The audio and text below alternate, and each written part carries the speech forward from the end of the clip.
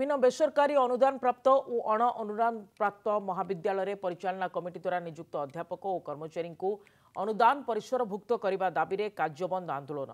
ओडिशा राज्य बेसरकारी अध्यापक कर्मचारी संघ को समर्थन जनाई रायगड़ा स्वयंशासित महाविद्यालय कार्यरत समस्त अण अनुदान प्राप्त अध्यापक अध्यापिका और कर्मचारी कार्यबंद आंदोलन करिसेंती। दाबी पूर्ण न हेबा जाए कार्यबंद आंदोलन जारी रहबो बोली संघ चेतावनी दैछि। 2008 एवं 10 परवर्ती आउ कौनसी अनुदान नीति प्रणयन करा जाय नाही। इतिमध्य 15 रु 17 वर्ष बीती जाइथिले सुधा कौनसी नीति नूतन नीति प्रणयन करा जाय नाही। तेणु सरकार को एकमात्र विनम्र अनुरोध जे नूतन अनुदान नीति यथाशीघ्र प्रणयन करी एते वर्ष धरी जो आम मैंने चाकरी करिचु बिना दरमारे ये लोकंकर सरकार जे लोकंकर दुख बुझंती बोली डिंडिम पिटंती।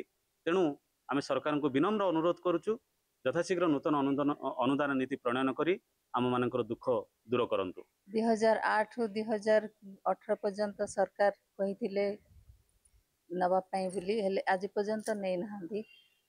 आज आम बसीचु धारणा रे कार्य बंद करिकी जो पर्यंत सरकार आमको दुख बुझेनि से पर्यंत आम धारणा बजाय रखी।